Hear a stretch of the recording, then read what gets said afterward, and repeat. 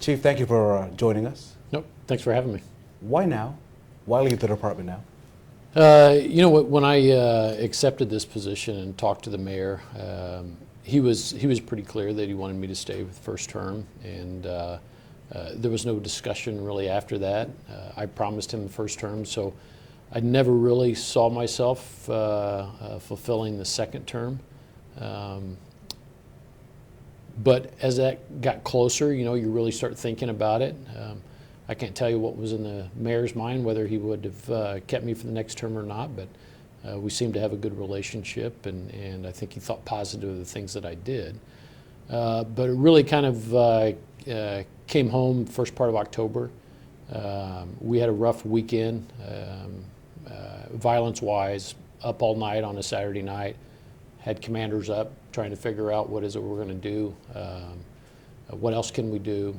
Had IVRP together that next Monday, so kind of planning all night and figuring out on Sunday what it is we were going to do. And when it all kind of calmed down for a little bit, my wife threw out a year, 1996, and she said that since I said, what do you mean 1996? And she said, well, since then, you've either had a pager back then, right, or a cell phone, and I've been laying next to you as that's gone off in the middle of the night. So I realized the impact that I was probably having on my wife and family, given the hours. Because 1996 is when I started on the SWAT team, and I've had jobs that have been 24/7 since then. And so I thought it was probably the confirmation of maybe thoughts that I had that I needed to move on. And it's not just the chief job, right? I had a career almost 29 years and had accomplished a lot of things that most people don't, and had opportunities that most people don't. And I had some opportunities in the private sector that I thought would work out for me and my family a little better than this job, time-wise, and gave me an opportunity to be a little more connected and more of a partner in my marriage. And at the same, I've got grown kids, but as your family grows, responsibilities grow. In the last 3 years, that responsibility has really fallen on my wife.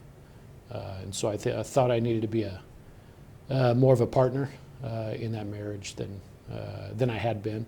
She's always been very supportive, and that was the first idea I had in probably almost 29 years, that the impact that me going all the time had. So the timing was right. I think it's an opportunity. It's a new administration under Mayor Hogsett, opportunity for him to move forward.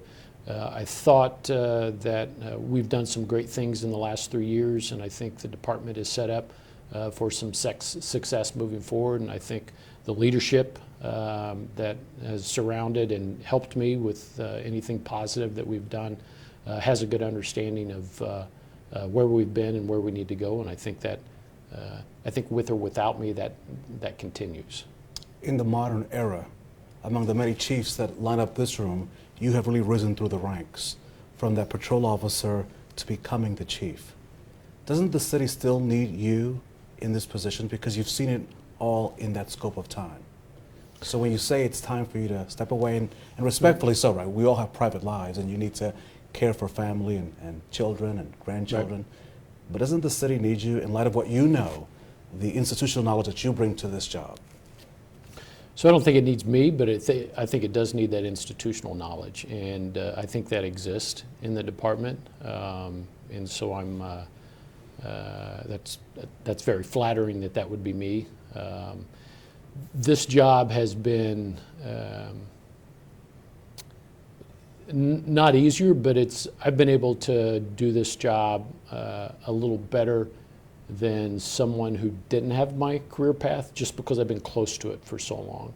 I came into this job knowing all the agencies within the city, and having worked with them in the past in different roles, had seen several chiefs go through some very similar situations and how they addressed them, and the impact that had making that decision, whether it was on the troops, whether it was an FOP opinion, whether it was the community.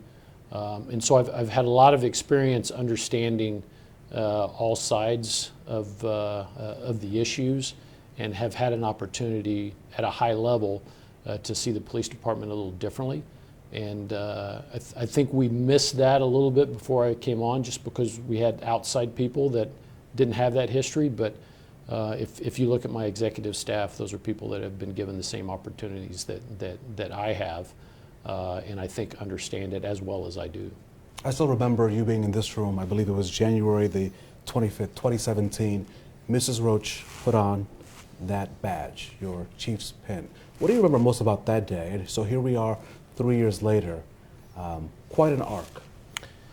Yeah, so I remember being confident in my ability to do the job, but I also remember being a feeling of being inadequate.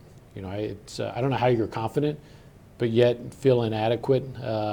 But I think that inadequacy feeling went away when I recounted, like you just did, all the things that I had been through and all the people that had brought me up. And so I, excited, scared, not knowing what the future was, a lot of ideas of where I wanted to go, and how I wanted to direct the department. And if I look back now, some of those balls that you continue to juggle are still in the air. And at the same time, I don't think anybody realizes what you want to do and what you're trying to get done, and how that plan, how you initially planned for that. There are always obstacles that are placed in the way that maybe you don't foresee. And so as I look back now, it was much more difficult to accomplish some of the things than maybe I thought they would be. But I think we got through it well, and continue to progress. Was there something you wanted to accomplish that because of the reality of circumstances you leave unable to fulfill? Yeah, but I think we've made steps towards those. You can never believe public safety and think that it's done. Public safety is always changing and growing.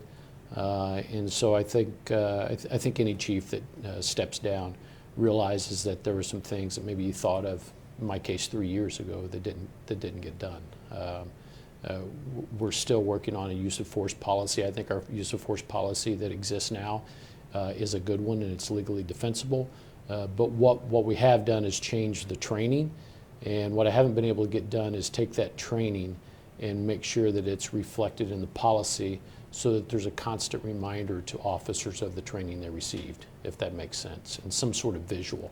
I remember when I was a younger police officer, our general order was had a lot of the training model and was very visual effect of what it is we train to. And so when you looked at that policy, you remembered your training. And I think those two are separated now, and so I'm trying to bring them back together. I think we're real close, but I think I'm going to walk out the door before that's done. Before we talk about your successes, I want to go down some challenges and get your thoughts on them. The Indy FOP, for the last couple of weeks, has been tweeting out the growing number of violent crimes in the city. Asking where's the outrage has been sort of the hashtag. Do you sense the outrage? Do you see the outrage? Where are you on that outrage spectrum? Yeah, so outrage is an emotion, right? And I think in this position, it's at least it's benefited me to not be too high and not be too low. But it doesn't mean that we don't recognize the issue. I see those non-fatal shootings and those homicides right after they occur, no matter what hour of the night it is. And all those emotions that everyone else feels go through my mind, they go through the commander's mind, but I really feel like emotions are good, but is what is you're doing about it. And so I don't want to, just because I don't call you in and express my emotions or use a term like outrage, it does not mean that it hasn't significantly impacted us as an agency and more importantly the citizens of Indianapolis. But I think I'm in this positioned to, okay, what are you going to do about it, right? And so we're constantly working through that. I mean, some of the things we've done, there's a morning phone call where all the commanders talk about the last 24 hours of violence. That didn't happen before. There's a group of everybody in law enforcement that meets every 2 weeks and talks about people, places, and behaviors around those non-fatal shootings and those homicides. So there's outrage, but it's not communicated emotionally. It's trying to see what occurred and how can we get better and how can we impact it. And I think as an agency, we've been able to put everyone together to focus on the violence, and crime is down. For the last 3 years, crime has been down, but the outrage and rightly so is on the violence that's occurring. And I haven't, through law enforcement means, been able to decrease that yet. So far this year, I think we might, come under where we were last year. I'm hoping, and we're working towards that. But there's other agencies, there's the community. What I haven't been able to do is step outside of the law enforcement toolbox and get everybody else in the community around the same people, places, and behaviors that we're trying to impact. I think we're getting closer to that. I think people realize that we're just one tool, and that public safety is an issue for all of us. You got to work. There's steps, there's processes, there's ideas. You've got to communicate. Just feeling outraged doesn't do anything. The victims, the suspects, Chief, appear to get younger. That or I'm getting older. But it seems like by the numbers, we're seeing a lot of youth-related crimes. At the mall, most recently, it's at the Circle Center Mall. Other malls, we're seeing young people just acting out in just ways that maybe we're not seeing in the past, but because of social media, we now see in moments' time. Does the curfew have to return, or do we have to go to a curfew? What is the response to this situation? So I think the curfew is a tool that I had as a young police officer, and I thought it was a benefit. And I think our officers downtown and not just downtown, but up north at the malls and places where kids hang out, I think there is a benefit to it. What happens after you take that young man or young lady to a facility is probably more important than getting them there to begin with, if that makes sense. I think it's what happens on the back end.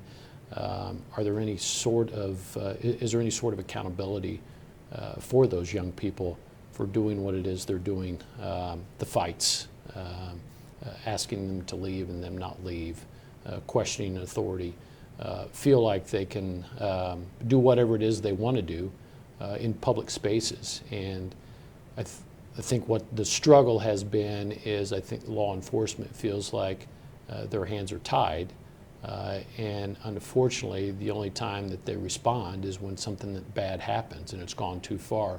We would much rather be on the front end of that, and if that's a tool that we were afforded, I think the agency is smart enough and understands enough that kid is important. It's not just the action, right? And so it's what do you do on the back end of that? I've arrested you for curfew, but I think our biggest concern is once I arrest you for curfew, how are we rehabilitating you, or how are we changing your attitude or the impact that you're having? How do we make you well? How do we help you? How do we give you hope so that this is not all that you think is occurring? And so if we just put a curfew law on there and there's nothing on the back end, then I'd rather not have it. But if you can give me a curfew law where there's something that's helping these kids out on the back end, and so it's not just the police taking them to jail and then nothing occurs, then I think you're just making us the bad guy. There was just an election, and during that election process, the opponent to the incumbent that won the race was very critical, not necessarily of the officers, but of public safety, crime fighting, raising questions about whether enough was being done about violence. You may have heard some of those arguments. Was there anything that was being said in that process that you said, you know what, yeah, we're not doing that, or you know what, or were you doing those things and was it just, were you an easy target? I'm not asking you to in any way slam the opponent, but I'm looking at the issue of public safety. A lot was said, and a lot of people are wondering, yeah, he has a point, why aren't they doing that? So I never, actually I hoped for that, right? That there would be something that they identified that we weren't doing or that we should be doing, but I never saw that. We've gone back to beat policing. We're trying to get closer to the community. We're trying to involve them. We're reaching out to them. We are nationally known for some of the things that we've done the last few years around violence. The Crime Gun Intelligence Center. Cities from all over the place are coming to see how did you do that. And ours is different than any other city. How do you get federal, state, and local people in the same room, and how do you get U.S. attorneys at your districts? How do you get the prosecutor's office and the U.S. attorney's office to fight over a gun case so that we're having the greatest impact on crime? You won't find that in other cities. So I never, I didn't take offense. I think public safety is always something that mayors and candidates run on, and so my expectation was that anything that wasn't getting accomplished, that they would point out our faults. But I never saw anything concrete that was identified that we weren't doing, and so I think a lot of it was things that either they didn't see us doing or didn't think we were doing, that they took exception to. But when in reality, it's being done. Let's talk about your successes. You had a trial with body cams. Mm-hmm. Whether or not that'll be fully deployed, depending on cost, is to be determined. Right. Is that the future for the department? Is it, obviously you will leave before you see anything, but is it your hope that every officer on every shift is wearing one of those, and that it's working and that it's on when it's supposed to be on? I do, and that's that is the future. I think in the pilot program you saw officers that they want it. They think officers are out there doing the right thing, and they want to capture that, and they want to change the narrative that our interaction with people is always negative, and that and they're not doing the right things. They are doing the right things, and they want to capture that. What I hope to see in the future, and I've been someone when I was in another position who pushed back on those, because I never wanted to be in a position where an officer did not turn his or her body cam on and something tragic happened, and because no one's ever going to believe that. And so back in 2014 we did a small pilot, and we talked about the technology of having an automatic trigger to where that comes on and it takes the onus off the officer. And that technology now exists, and it's getting better and better. It's not foolproof, but I would much rather take that onus off the officer so that they're not in that position. So it's a technology problem and not a choice of the officer. But probably the most important thing that I see in the future of body cams is our ability to look at that, share it with the officer, and identify training needs or policy needs that we may need to change. If you can just imagine taking all the footage that we have from different officers and being able to view that with a training mindset, and then being able to go back to the officer, here's what you think you're doing, but here's how you're perceived, right? Or here's how it's coming across. Or nothing happened in this situation, but if you look at your movements or what you did, that wasn't a very tactical approach. And for the officers and for the department and for the city as a whole, I think that's the greater benefit. This come about because of police action shootings, right? Those are very rare. Even less rare here in Indianapolis the last few years. But where we've really missed the boat, and other cities I think have missed the boat, and hopefully Indianapolis with the next chief can really focus on that, is using that for training, because then I think you're going to have a even more professional agency than you do now, and I think the relationship with officers in the community will be expanded and be greater. Let's talk about implicit bias, because you have pushed for that to make sure that officers are as impartial as possible. One of your toughest moments was having to do with the Aaron Bailey case. So you have had police-involved shootings. Do you believe that this implicit bias training that you've pushed through the academy for the officers, is that working? And what more do you want to see? Because obviously it's an evolving situation, right? Right. Yes. So I think it's working, but it's training that we've done in the past, but not like this. So in the past, I think officers were very defensive. I think the training that we gave, they felt like we were saying that officers were racist, and that's how they took that. And so you didn't get a lot of feedback. This particular, the fair and impartial policing, the whole first part of the course talks about the science, right? And it lets the officer understand that we all have biases, right? It's the way we grew up, it's our culture, it's what we learned, it's what school we went to. All of us have it, no matter what our race or gender is. And so you saw across the room this feeling of, wait a minute, they're not just talking about me, they're talking about everything. And one of the things I think Indianapolis did that was more that hasn't been done in the past, and I think fair and impartial policing will tell you that, is we put civilians in that same training. And so you had a conversation that was going on that wouldn't have occurred and hasn't occurred in the past, where an officer is seeing someone's perception of what it is they do, and the officer didn't realize that. And so I think the better we can get at understanding and seeing how the words we use, our actions are perceived, I think the better we are at saying those words and taking those actions. And you mentioned Aaron Bailey. I spent a lot of time at a lot of meetings with various groups that were really displeased with the police department. I met with several African American women who have young black males who were scared to death that their son would get pulled over by the police. That's a perception that I never would have thought of, because I never thought ill of anybody that I pulled over. And to think that there are young black males out there that are scared when an officer walks up to their car, fearing death, that's something I think we needed to change. And I think every officer needs to understand that there are perceptions like that.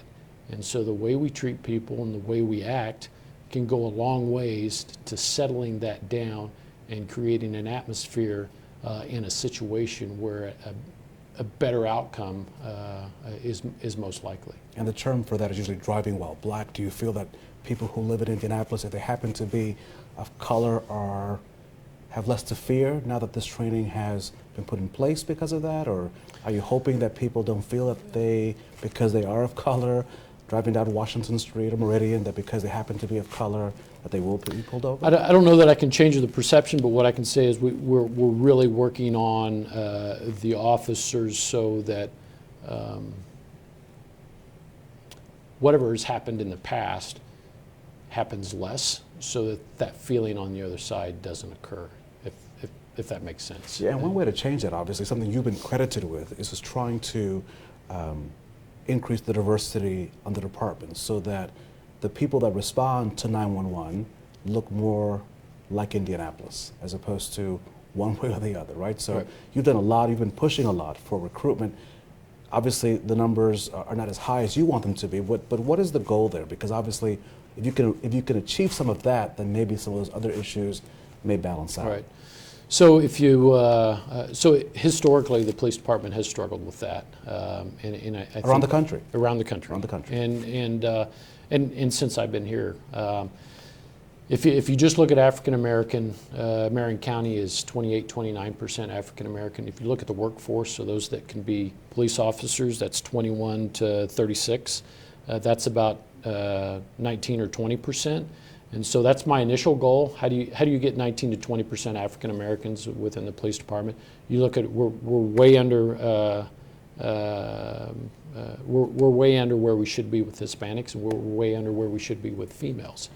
And so that's been the push. Our recruiting office and Deputy Chief Cunningham, who runs that, have done something really great. If you look at our next class in December, we have 30% females. And so it's now, you look at recruiting, what is it we did to get 30% of a class of females, and how do you duplicate that for African Americans, Hispanics, Asians? So if you look at the bottom, if you look at recruits and probationary officers, that number has increased. If you just take African American, that number is like 21%. If you go into the patrol officers and sergeants, lieutenants, and captains, it's merit rank, that is 15%. But then what I can also do, appointed ranks are people that I choose. And so we've made a point to take people that don't look like us and put them in positions where they see the department and the organization a little differently and have been given opportunity that maybe they wouldn't have had. I was picked when I was a young sergeant by somebody that looked like me. He grabbed my hand and pulled me up and said, hey, we think you can be somebody, do something. And so when I became chief, we purposely looked at command staff, and you need to grab somebody that doesn't look like you and put those in those positions. Those people, not because they had the answers to the test, they did better in the promotional process just because they had a different view of the organization.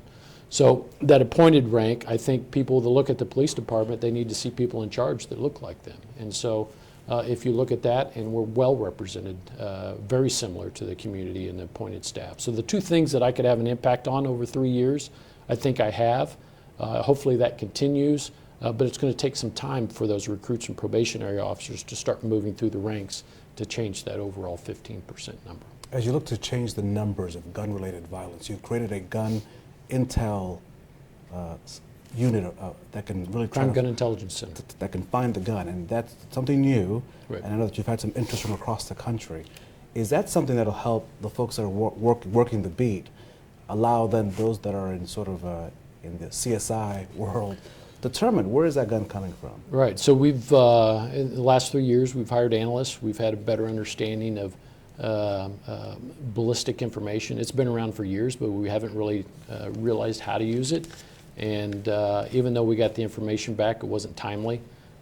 So a lot of work by Deputy Chief Chris Bailey at the time that was over investigations. A lot of work in trying to put that together. So now the time on what used to take 6 months, 4 to 6 months for us to get a return on a gun or a shell casing, that comes back within 2 days now.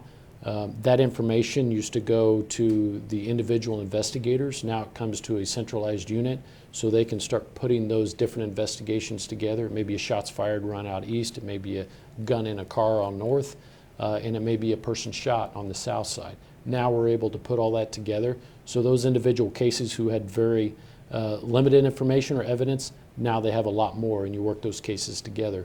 There's also information or studies that show that if a gun has been used more than once in a crime, so we call that a crime gun, the likelihood of it being used again is significantly, exponentially rises. And so just the mere taking that gun off the street can have an impact in reducing crime. That's something we just stood up at the beginning of this year.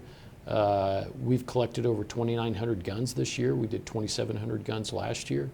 And there's been the number of ballistic hits and matches on those guns and shell casings and cases has been something that we've never seen before, including outside agencies. And so that collaborative effort that brings everybody together has been reinforced as we focus on violence in the guns and establish something like the Crime Gun Intelligence Center. The ATF sits in the same room as we do. We have civilian crime analysts that are much smarter than us that sit in and put all that together.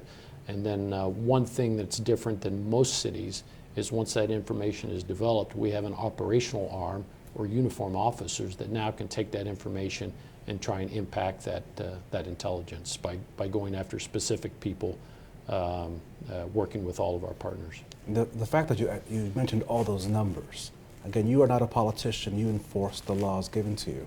A lot has been said about with the school shootings and just the availability of arms.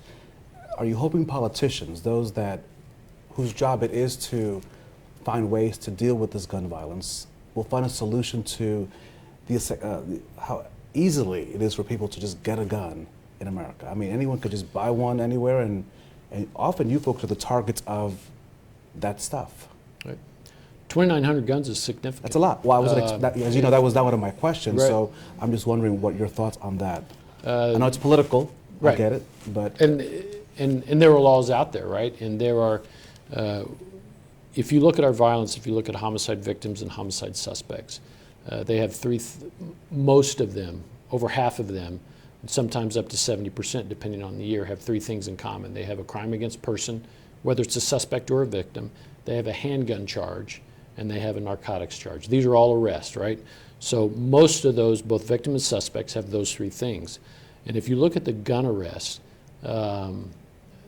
there's been less accountability, I think, than what we would like as police officers. So I think one of the first things that we can do is addressing guns, rather than waiting on the legislature to create new laws, is enforce the laws we have now.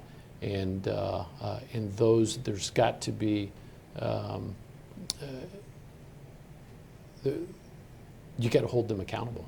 Those people who have a gun charge, who are carrying a gun illegally, shouldn't have it. They've got to be held accountable for that, and we're not doing that. Your next advice to the man or woman who will sit in that chair, what will that be? So I'd like for them to build on some of the successes that we've already had, and I think I can honestly tell you that the department is frustrated because of all the good things that we are doing and all the efforts that are being made, and things that we think really can have an impact on the violence, and yet my violence continues to occur. The only piece, as I stated, that we haven't done a very good job of yet, but I think we're heading that way, is getting all those community dollars, all those social services dollars, all those focused on the same people, places, and behaviors that we are.